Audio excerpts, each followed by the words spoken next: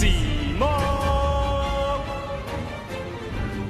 What's going on, guys? It's Cimo. So today I'm bringing to you a card discussion on Summon Limit. Now, Summon Limit's a card we've seen sprinkled here and there between different formats, but I think we're getting to the point where we're going to start seeing a lot more of this card, especially at the higher tiers of competitive play. Now, I briefly touched on this card in my meta-analysis for the March 2019 format, but today I wanted to bring to you a much deeper dive into Summon Limit, talking about the pros and cons, and helping you make the decision as to whether or not you might want to include this card in your main or side deck. But before we get into it, if you haven't already, be sure to subscribe to the channel and hit that notification bell so you guys don't miss a single upload. And if you really love the content that I produce on this channel, consider supporting me on Patreon or becoming a YouTube channel member, because it's thanks to people like Jeremy that I'm able to bring you this content on a daily basis. So if you're interested, hit the join button down below or check out the links in the description. But without further ado, let's go ahead and get right into it. So Summon Limit is a continuous trap card with an effect that reads as follows. Neither player can summon more than 2 times per turn.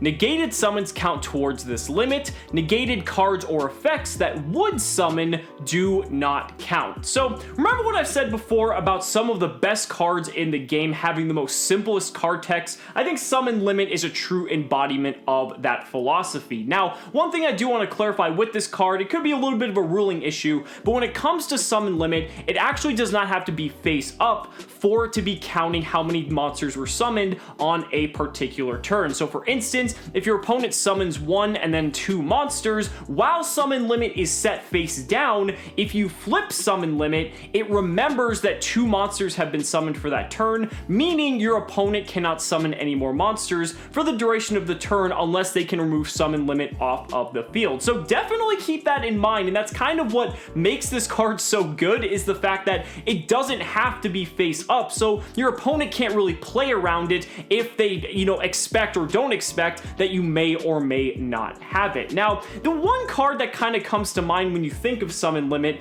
is Vanity's Emptiness. Now, obviously Summon Limit is by no means Vanity's Emptiness, but it does create a very similar dynamic. One thing that Summon Limit does that Vanity's Emptiness did not is that Summon Limit actually counts the normal summon as well. And why that's important is because depending on, what cards they may have, if they think special summoning first might be the correct move and they play into Summon Limit, they could have had a normal summon in their hand like Denko Sekka perhaps, and if they would have dropped that first, then they may have been able to lock you out of Summon Limit entirely. So again, the normal summon can actually matter there, and so having that incorporated is very good. So the fact that it doesn't, if it didn't exclude that, then you would be able to just like normal summon in addition to having like 2 special summons, and that wouldn't really make a lot of sense. It wouldn't really have as much power as this card actually does. The reason why this card is so good is because when you look at the particular composition of the metagame, what kind of decks are we looking at? Well, let's take a look at example for a card like SALAMANGREAT. Well, SALAMANGREAT basically just does a ton of spamming onto the field and is ultimately going to result in either just controlling the board as much as they can or going into something like a Violet Chimera and killing you. So when it comes to Summon Limit, when they do something as simple as Spinny and then go into something like Balinx, you can flip Summon Limit and guess what? They pretty much just have to end their turn right then and there because that's already 2 summons and they're not going to be able to do anything else in addition to that. Yeah, sure, they might have some ways to work around it with stuff like Foxy, but if they already use their 2 summons for the turn, they're not going to be able to summon Foxy to pop the Summon Limit. So that is just insane. It also denies them from being able to go into cards like Nightmare Phoenix, which have the potential to pop a card like Summon Limit, but again, if they're not anticipating a card like this coming down, there's really no way for them to play around it. I think that's what makes a card like this absolutely insane. Let's take a look at another deck. Say something like Danger Thunder Dragon. Danger Thunder Dragon, or any combo deck for that matter that basically vomits its hand onto the board, is going to be completely inhibited by Summon Limit's, ability, because these decks are primarily comprised of like 99% monsters. They might play something like 3 Sekka's Light, or like in the rare instance 3 Allure of Darkness and like a Gold Sarcophagus, maybe 1 or 2 other spells at most, but like they have very few outs to this card in general. Like realistically, the only outs that Danger Thunder Dragon has, if like Summon Limit has already just been just flipped up, is like they could summon like a Chaos Dragon Levianeer if they haven't met the 2 summon limit,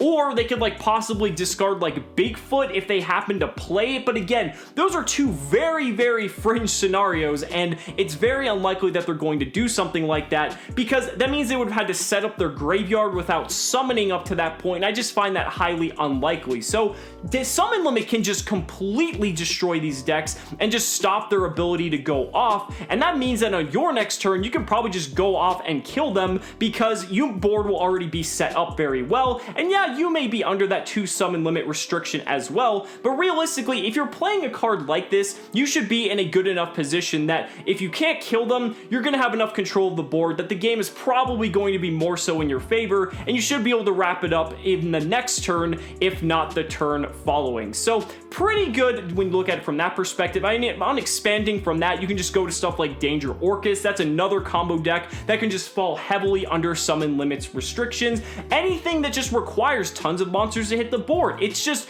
that good of a card. Summon limit can be used in a lot of the different control decks you see popping up in the metagame right now. I mean, you've got stuff like Guru Control, which doesn't really do a lot of summoning, but plays a lot of these powerful floodgates and can completely control the board. And then even though it's not going to do a lot of damage, that's perfectly fine. These decks don't mind playing the long game. As long as they've got their cards, they should be perfectly okay winning in that sense. But just like every card, this card does have its downsides, and realistically, if you're playing against a Sky Striker player, summon limit really doesn't do a whole lot, because they still have the capability to go into something like a Kagari or even like a Shizuku and just be able to actually do plays. Hell, they can even potentially do stuff on your opponent's turn, because depending on like maybe if you hit something like their Sky Striker Ace Link monster, then they can like summon back the Ray and still go into like a Kagari, and they're generating advantage on the opposing player's turn, making the most use out of a card like Summon Limit. So it's not like the best card against that deck, and considering Sky Striker is like one of the best decks of the format, you're not going to want it most likely in your main deck, and siding it will most likely be best. Not to mention Sky Striker can most likely search it out to it if they happen to be going up against it. I mean,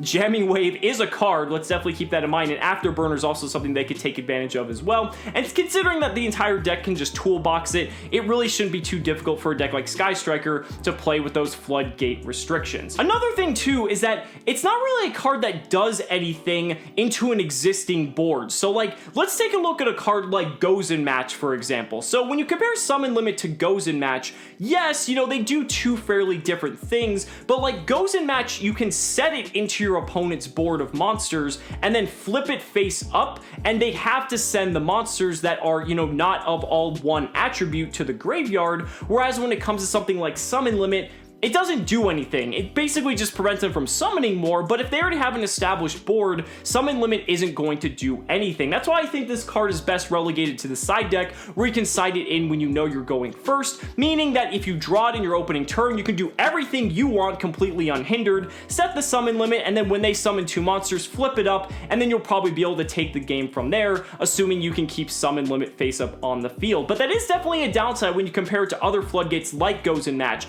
like Rivalry of Warlords, or even There Can Be Only One, just because while these cards perform a similar function, they can also be used beyond turn 1 to help break apart your opponent's board depending on the type of strategy that they might be playing. So definitely something to keep in mind there. Another thing is that Summon Limit can definitely backfire on you depending on the deck that you're playing. If your opponent manages to take control of the board while under Summon Limit, even though that is very unlikely in most instances if you're playing the card correctly, you could be just hindered by your own card, because since you can only summon twice, if you have no way to clear it, if they have a threat that's just superimposing your entire board, then you might just lose to your own card. Now obviously decks that play this usually shouldn't be too much of an issue, and again, like I said, if you're playing the card correctly, you should realistically never be in a position where that is an issue, but it could be an issue where someone plays an infinite impermanence on your Summon Limit, and then they're free to do whatever they want, summon a massive board, and then guess what? Infinite impermanence permanent expires at the end of the turn, summon limits back online, and then now you can't summon more than 2 monsters in that turn,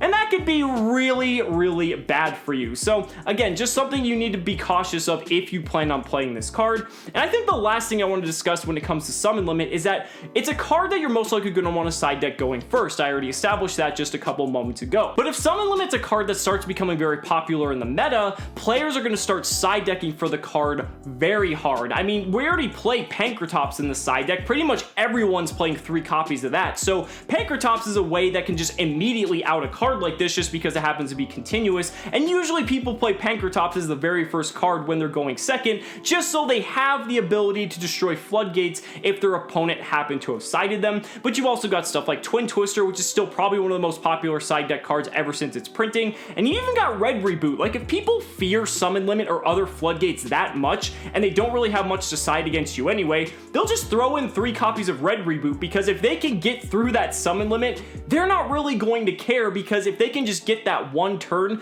that might just be enough for them to ultimately take the game back into their favor. So while the card does have its downsides, it's still really powerful for what it's worth. I mean, there's going to be games where summon limit will just hands down win you the game outright by itself if your opponent doesn't have a way to out it, and I think that's just utterly insane. I think one reason why this is slightly more balanced than something, say, like Vanity's Emptiness, is because with Vanity's Emptiness, it was very easy to turn off, because all you had to do was get a card into the graveyard, and then you could shut down Vanity's Emptiness for your own turn, and then you could just completely go off and kill your opponent. Where with this, it doesn't have the clause like that, and there's not really a very easy way to remove it unless you use your own form of spell or trap removal, or you happen to be playing something like Draco, which could like theoretically tribute it off, and now you're no longer encumbered by that limit. So it just kind of depends, but for what it's worth, I think it's like a more balanced version of Vanity's Emptiness. That doesn't mean it's like okay, but it's definitely something you might want to consider, and it's something you definitely need to look out for if you plan on playing in the March 2019 format and beyond. So guys, those are just my thoughts. Let me know down in the comments what you guys think about summon limit. I'd really love to hear your thoughts. So guys, thank you so much for watching the video. Be sure to like the video as always, subscribe to the channel for more amazing Yu-Gi-Oh content, and if you found this video helpful, consider supporting me on Patreon or becoming a YouTube channel member, because just by showing your support in any way that you can, you're investing in my ability to continue bringing you amazing Yu-Gi-Oh content. So thanks so much again, and we'll see you next time.